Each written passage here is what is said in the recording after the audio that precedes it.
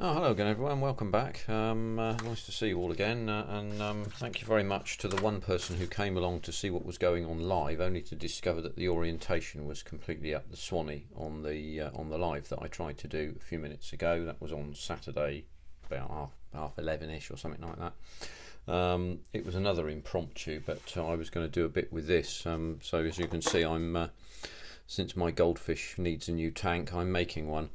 But you haven't seen the Challenger 2 for a little while, and I thought, well, I'll come along and show you where I'm at, because like I said at one stage, I think in the past, that this effectively is three models. So this is the first one, the turret is the second one, and this little machine gun effort here is the third one. So I said I would do major parts and then come to the end, as it were. So there's been the usual obligatory swear fest that is photo etch in this area here, as you can see. But actually that's turned out quite well. I dare to think that I might be getting better at this. Who knows? It's never completely unlikely. There's another piece there, look. I need to put on to do some work on this section here with where I've done some gap sealing and so on, and I may have to do that at some stage today. It probably won't take very long if I get on with it, so what I'll do is I'll have at that, because I want to put bits on the back behind that, and I won't be able to clean those joints off if I don't do that now. So that's probably a good idea for me to get on with. If you don't want to see this, because you've seen this stuff before, then please do fast forward through it. It's probably tolerably disinteresting or tolerably interesting for people, but not greatly so, I would imagine. So I can't blame you for being, not wholly interested in my meanderings by this, but what I did do is forgot to do this off camera, so congratulations, you get to see me do it on camera. So there we are. But this Ryefield Challenger has been largely trouble free, to be honest with you. They're, I think, particularly well made.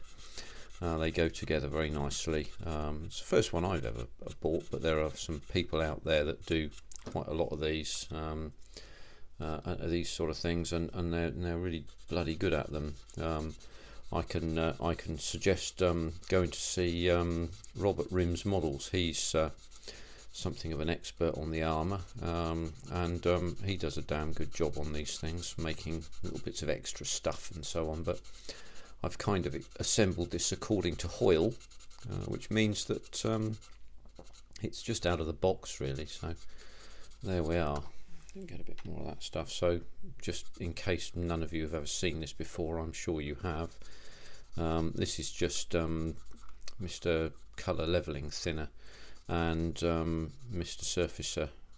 I think I used a mixture of Mr. Surfacer 1500 and the soluble putty, or soluble putty, I think, or soluble, it's soluble putty, there it is, to do this, and it fills up gaps, and ends up with the surface looking pretty good, and it cracks it away quite nicely, but does prevent you from having to do any sanding, and yes, you can sand with 2000 grit things and so on, and it doesn't damage the surface particularly, but if I can avoid sanding, I kind of tend to be honest with you. So there you are. So I think we're about there with that now, aren't we?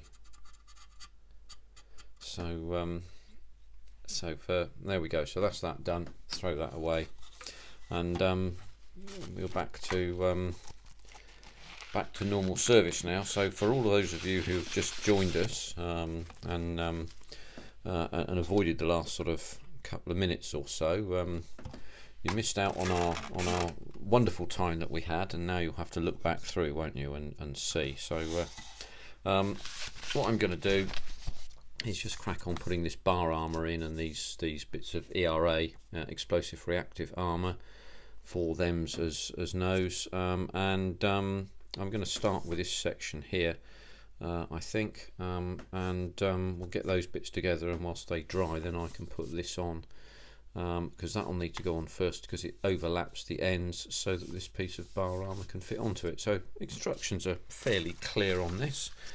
So I want D21 and D22. That's B. There we go. So D there. I've got my old cutters out for a minute. 18, 19, 21 and 22. Let's try not to jog the camera. A. That's 21. I should do these things on camera so people can see them, and that's 22. So let's move that bit of kit out of the way. That's the little spool that goes on the back of the body here, and it I jogged it and it fell off, so it's got to go back on it at some stage. B5, which is that one.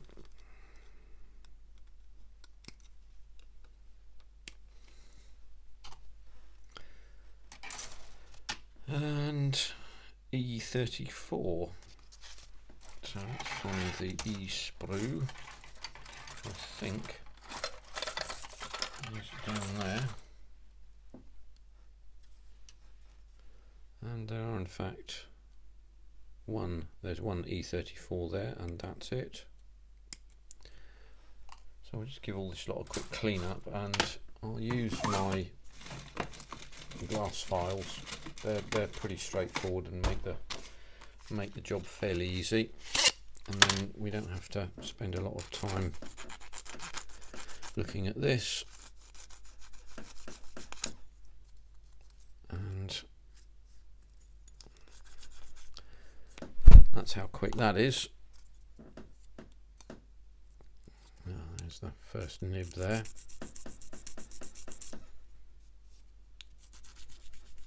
Oh, I missed one there, didn't I?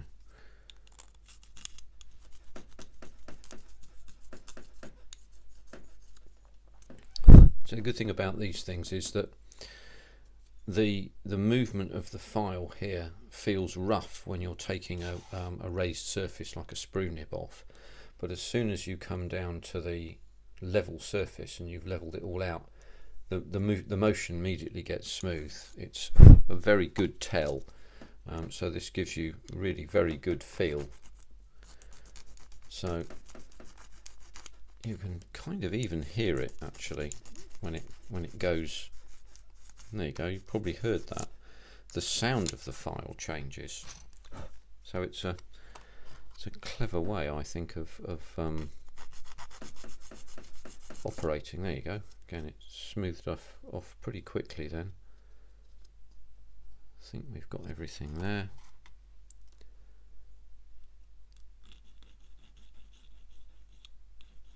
There we go. And one more at that end.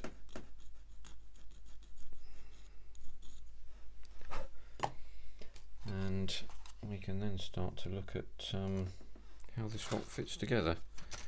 So D22 and B5 fit on one another like that, it would appear, and D21 sits on the back like that, and then this little Johnson doesn't fit down there, certainly it fits on the top there like that. All pretty straightforward then, by the look of things. Have a quick look at these here just to make sure that that all fits in nicely.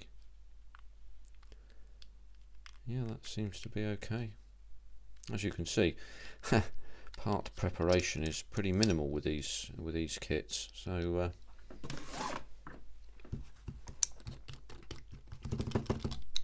let's set 2.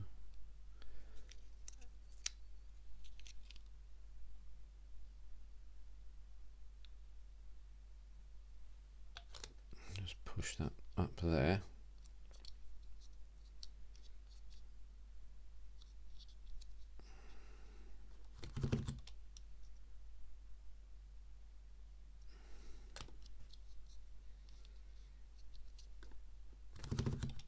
the same here. I will do another live at some stage. As you can, as I mentioned, the orientation of my bloody camera for some reason changed. I don't quite know how that's managed to do that, to be honest with you, but it's quite odd. It must be said, and so it took me by surprise, because last week when I did this live thing, it too much glue. I noticed Nigel was saying something about that on his video this morning, or the one he brought out last night for beginners, that these brushes tend to take a lot of glue on them sometimes. And he's quite right, of course, and it's a good thing to point out.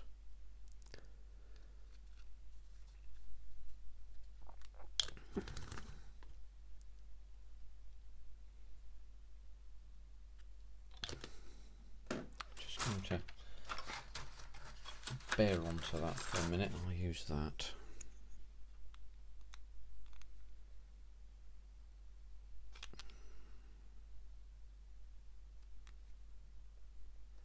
Didn't quite go in properly there, but it seems to have done so now.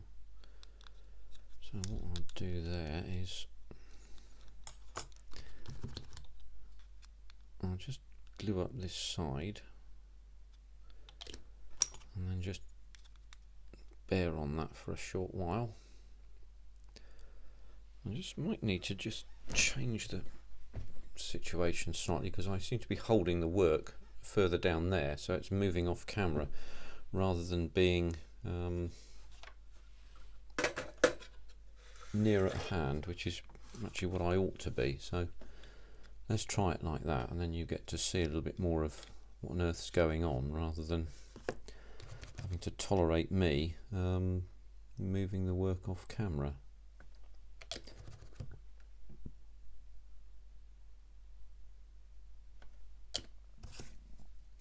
Good production values and all that, eh? Why not?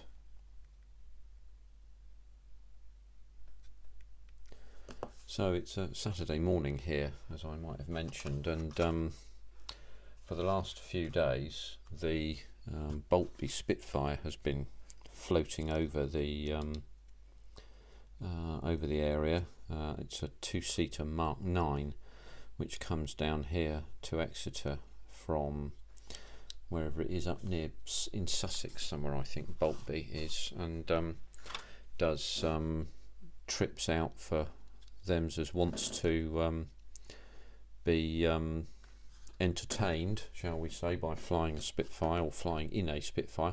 I believe that you actually do get to actually fly the bird, as it were, which would be quite excellent, to be honest with you. Now that's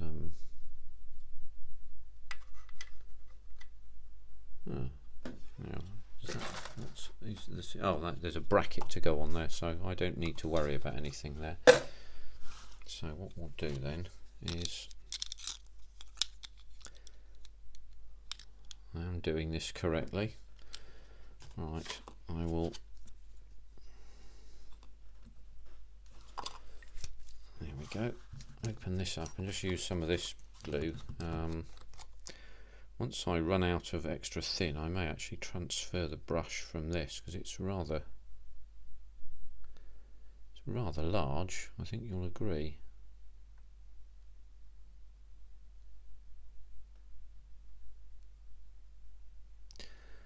And means that I don't have much touch with this.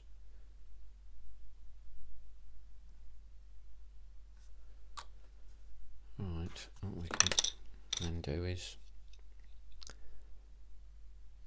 place this onto its position.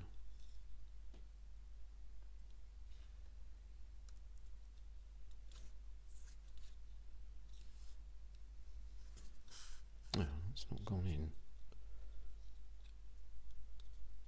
Why is that? Oh, there it is.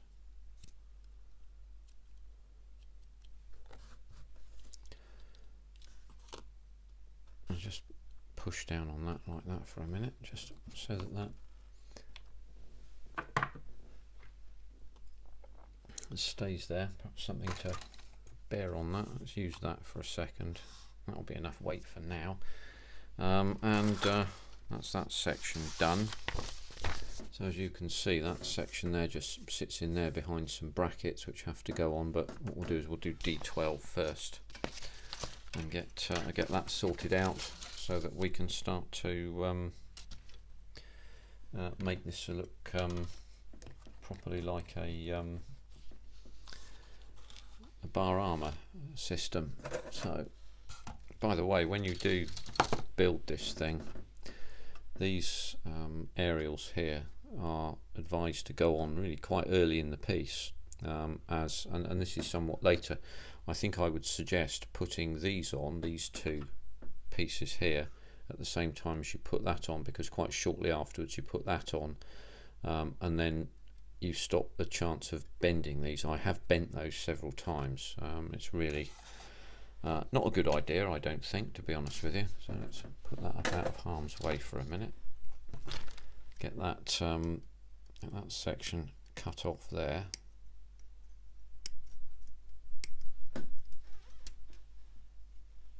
And that was D12, yeah, there we go. I am cutting the right piece off here.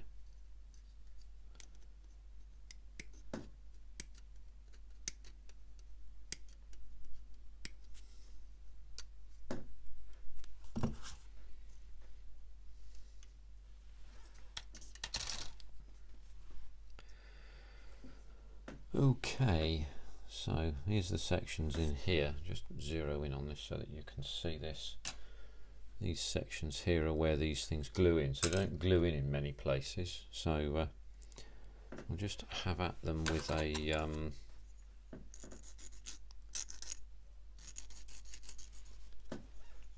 zero out again, shall we? There we go.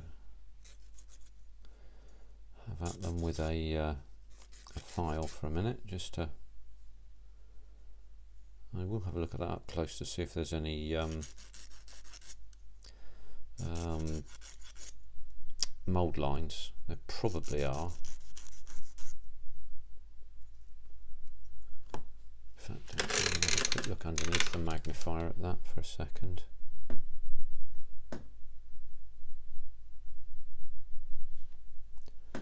Yeah, so there's a sprue nib, it looks like, and yeah, there's a sprue nib, and then there's a little pip in the corner, so the sprue nib has to be taken off, and there's not much of a mould line on it, but let's be zealous, shall we? Nothing wrong with zealousness. Perhaps not so good if you're indulging in zealotry, I would suspect, but you be the judge. So just sort that out there, and then what I'll do is I'll zero in so you can see what I'm about. I'm going to not remove that pip in the corner and endeavour to remove the sprue nib.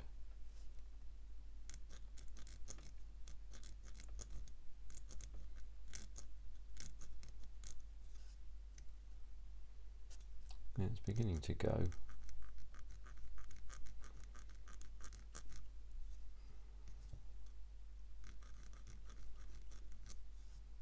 Again, once you see, I'll go right in there just to show you this. You see that once the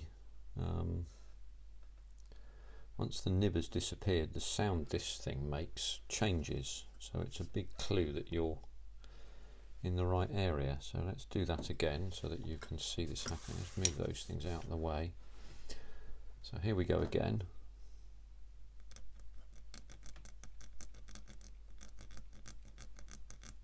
because this is flexing as I file it, you can hear it chattering.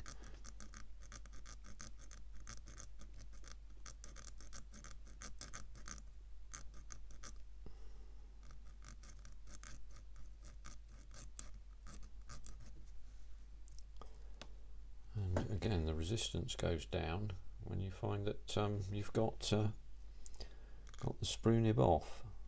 So just go out again. So that's that one.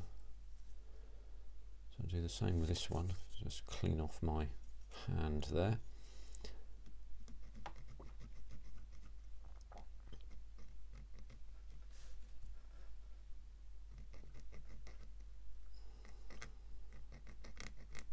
The other thing, of course, is these are glass and they don't flex at all, which means that you can get a flat surface if you need to. You can still feel that there just slightly.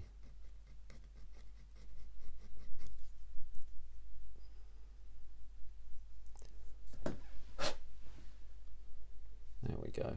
And then this last one here. Just going to try and stop the chattering. Sure, you probably want me to stop my chattering, eh? But there we are.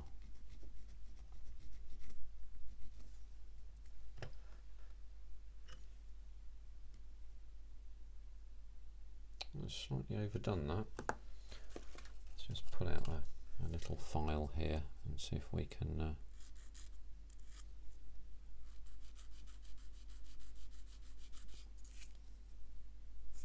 there we go. Right. I'll just run a file down there for good measure. Just zero out again for a minute.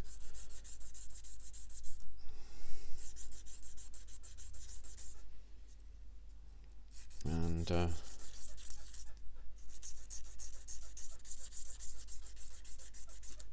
I don't feel any resistance on there, and the application of the Mark 1 fingernail shows that everything is okay there. So I'll just zero right out there and just see how this fits. As you can see, it touches in those corners there, and that looks quite good. So I think perhaps what we might do here is we'll just let gravity be our friend. That looks like there's not much room to move there, so I think we can. I'm just going to use the aid of magnification here, which for you will be more difficult than it will be for me. Let's see if you can see that. So there you go, you can see that just about through there. I'm afraid that has obscured the matter a little, but what I can see when I start to apply the cement is the falling off of this, which was exactly what I wanted, of course, as you know. Damn it.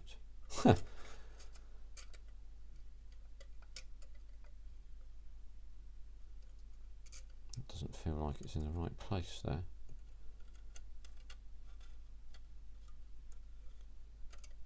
It is now. Oh, there we go.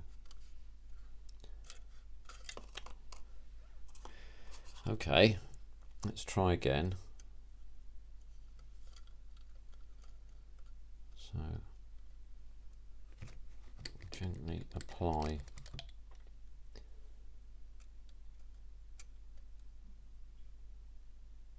a bead of cement in there. Maybe we can get that to hold, and once we've done that, then we can do the other bit.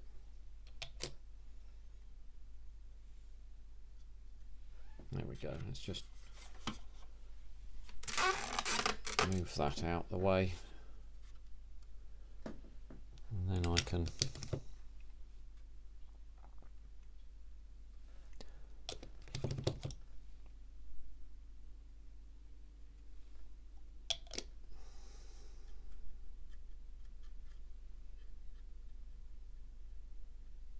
just push those together like that, and take a look, and that's looks nice and straight and level to me.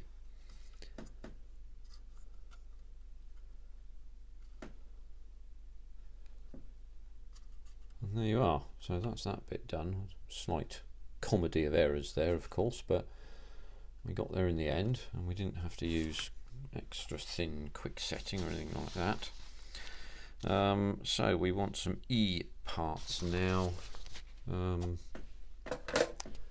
So E18, E17 and E33. So let's find our E sprue. Here we are.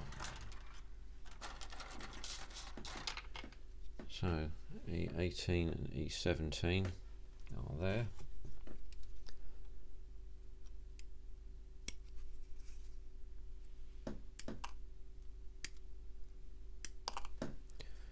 And E33,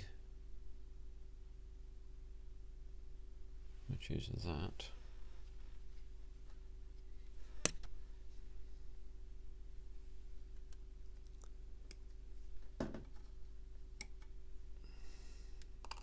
There's a couple of moulding points there. I don't know what they're called. Some people call them sprue gates, don't they? I suppose they would be a bit like a gate, but there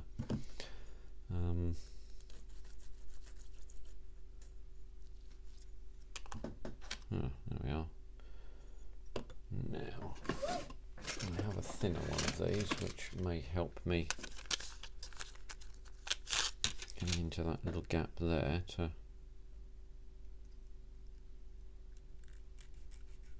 remove that that nib there. There we go.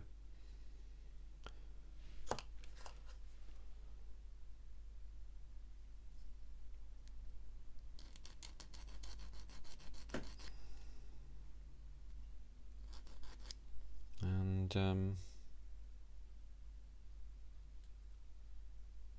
that's not a sprue nib. Ah, there are some bits and pieces on the back of this which need to be taken off, which are there and there. I must confess, those little bits and pieces that you see there did somewhat take me by surprise when I first encountered them on a Ryefield model, never having seen them before on another kit. Okay, so we're 2 out of 3 now.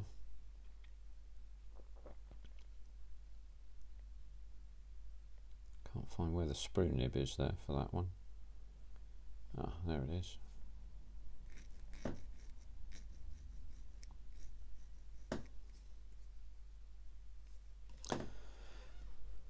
Right then, we have to be careful where we put these bits and pieces, so we'll have the instructions up here. Shut that for a minute and have a look, see. So the E18 part seems to sit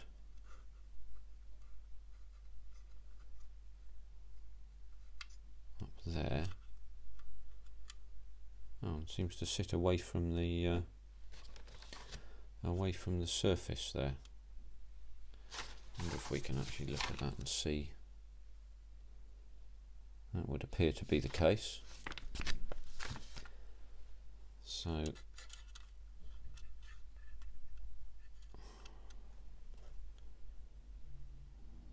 that E33 component then goes.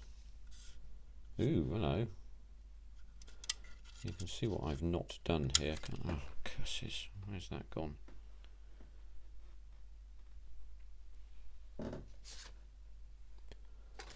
That's disappeared. I don't know where that's gone.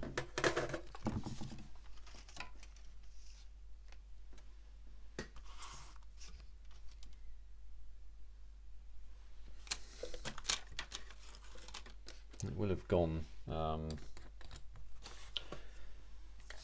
If you go back through and look, it will have gone off camera somewhere, but it's not clear where. I thought it went down there somewhere.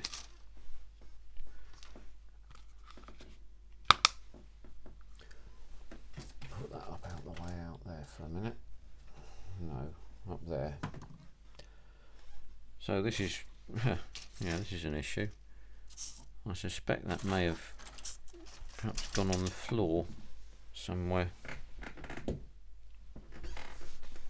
So at half an hour in, I may have to stop this and go and search for that, because that component needed another hole drilling here, which it appears I haven't done, but I'll find out a little bit about that and get back to you. Where's that confounded thing gone? Right, well, okay. We end on a slight issue. Not quite sure what's happened there, but we'll find the erstwhile component. If that means I have to go back through the video and look, then I'll have to do that. But I shall find out where that's that little Dickens has gone to, and I shall catch up with you on the next one, and maybe I'll do it live next time with the tank. That would seem like a good idea. And I shall leave you now with a piece of advice today on a Saturday that I was going to give you during the live, which is very quick and very simple, and it's very simple piece of advice, and it runs like this: if anybody ever offers you a penis extension, you must always refuse, because it'll only make the house look stupid. Right you are then. Take care everyone. See you soon. Bye bye.